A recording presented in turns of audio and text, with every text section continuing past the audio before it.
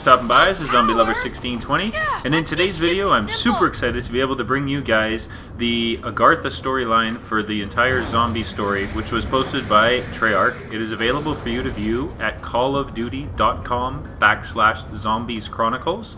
If you'd like to go along there and follow along, we're going to be reading today the Agartha storyline. So let's drop a like on the video. We're aiming for 115 likes, of course, on this video, and share it to all your friends so everybody can get out and know the storyline for zombies. So here we go with Agartha. Agartha. The summoning key. The keepers craft the summoning key, a device that allows them to manipulate the ether, holding power over reality itself. They use it to create Agartha, the first transference device. The keepers master the ability to travel between dimensions. The dark ether. Some keepers begin to experiment with the dark ether, which corrupts and corrodes their souls. Among them is the Shadow Man. The Ether Pyramid. The corrupted keepers create the Ether Pyramid, a device capable of absolute power. A division forms between them and those keepers untainted by the dark ether. The War of Agartha begins. War breaks out between the corrupted and the uncorrupted keepers. The War of Agartha ends.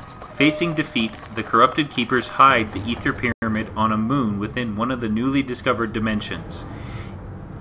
Eager in banishing the corrupted keepers to the dark ether beneath creation, the remaining keepers take on the mantle of guardians. Trapped in the dark ether, the corrupted keepers contort and evolve over eons, ultimately becoming the Apothecons. The desire, above all else, to return to Agartha. The first arrival. With Dr. Monty's help, the Maxis drone arrives at the house in Agartha. Despite the absence of his soul, Monty recreates a physical manifestation of his Dimension 63 form. The arrival of Samantha. Monty brings Samantha to the house, reuniting her with the Dimension 63 incarnation of her father. Samantha's corruption. Knowing that Samantha is corrupted by the dark ether, Monty takes her away from Maxis and the house. The isolation of Maxis. Alone in the house and missing his daughter, Maxis wonders if Richtofen will have the courage to fulfill the vow he made all those years ago. The rediscovery of the empty Earth. Having observed Monty for some time, Maxis uses the teleporter in the basement of the house to study and explore other dimensions. Among them is the empty Earth that houses artifacts and replicas collected from a multitude of different timelines.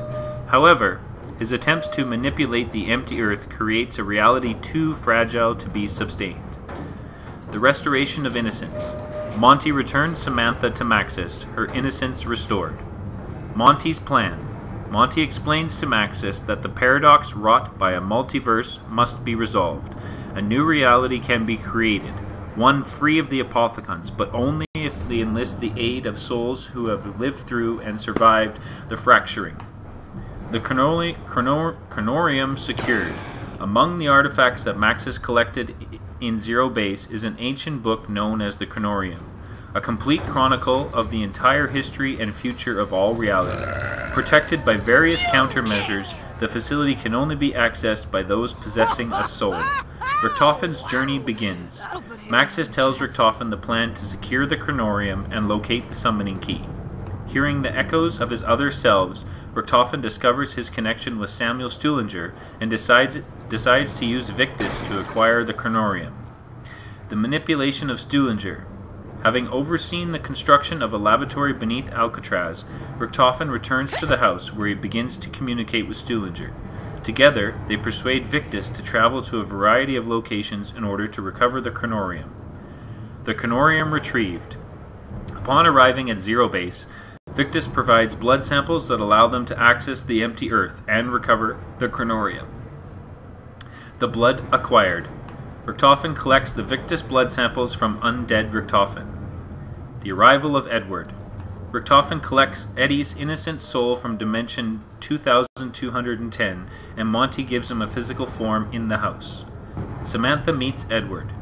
Eddie and Samantha meet each other for the first time. Samantha writes in her diary that Edward doesn't like to share toys. The happiness of children. Monty brings Eddie and Samantha more toys. The fragility of memory. Maxis notes that teleportation and travel between dimensions could have a profound impact on the mind. He fears that the confusion caused by the collision of memories past present, and future could lead to the collapse of reality itself. The arrival of souls. The souls arrive. Maxis tells Samantha and Eddie to put their toys away, and to make sure the windows are locked before they come down to the basement. The children reborn.